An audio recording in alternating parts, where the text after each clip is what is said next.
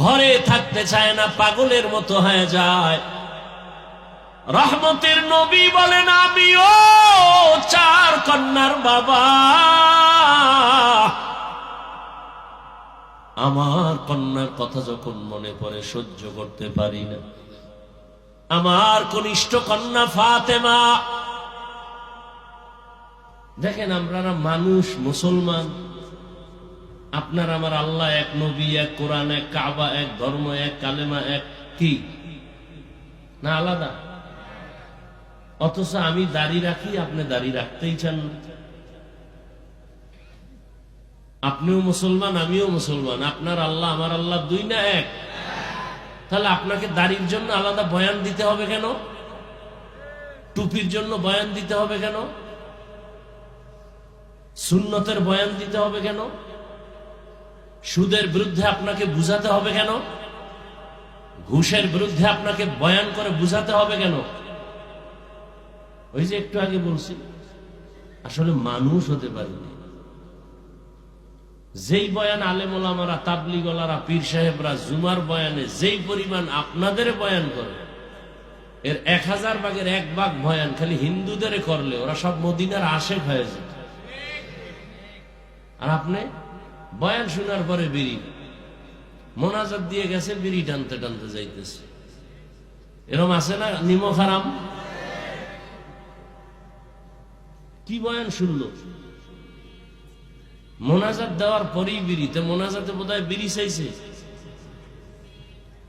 সুদের টাকায় ব্যবসা, বাহাদুরি ভাব, খায় হারাম, করে মায়ে, আপন গর্ভধারিণী মায়ের সাথে জিনার গুনাহ, বাহাদুরি করে। যারা সুদের সাথে জড়িত 24 ঘন্টা কার সাথে জিনার গুনাহ করে? গর্ভধারিণী আপন মায়ের সাথে জিনার গুনাহ। এই কথা বললে সুদখোরের মনে শান্তি না কষ্ট?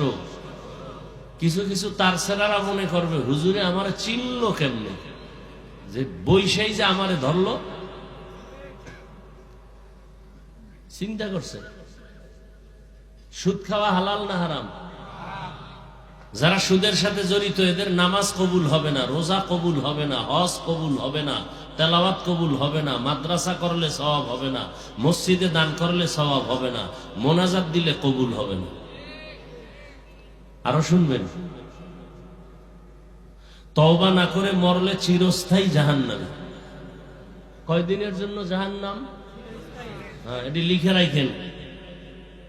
এটি কেউ বলবে না, বলার সাহস নাই, বলতেও পারবে না, কারণ শিয়ালের হাতে মুরগি আমানত।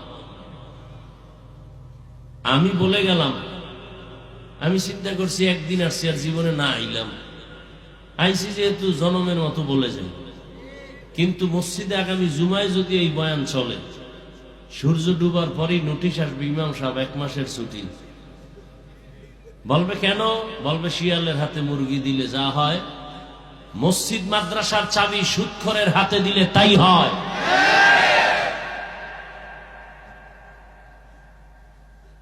আল্লাহ হেদায়েত দান করুন। সুদখোরের মতো নিকৃষ্ট মানুষ দুনিয়াতে নাই। কয়েকটা সুদখোরের নাম লেখা ধান খেতে রাখলে ওই ধান খেতে আর পোকা আসে না। এবার বুঝেন ওরা কেমন দামি।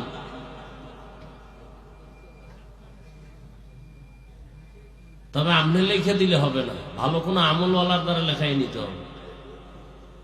আপনি তো হাত না পাক, চোখ না পাক, জিহ্বা না পাক, অন্তর না পাক, আপনার কাজ হবে না। রাগ করতেছেন? আরে আমি আপনাকে এলাকায় থাকবো, এত ভয় কি? ইমাম সাহেব বললেন না ভয় আছে যে আগামী জুমায়, পরের জুমায় দেখা হইব, একটু লজ্জা। হ্যাঁ, আল্লাহ হেদায়েত দান করুন।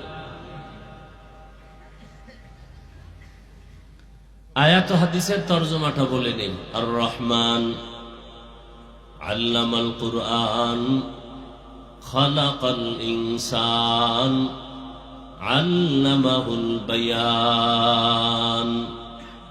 কি আপনাদের এই আয়াতগুলো মোটামুটি জানা আছে না? হ্যাঁ, এই আয়াতের বিষয়বস্তু হলো মানুষ কাকে বলে। একটু আগে বলছি না আমরা মানুষ হতে পারি না। এই ব্যাখ্যাটা শুনলে বুঝবে না আসলেই আমরা কুত্তার চেয়েও খারাপ।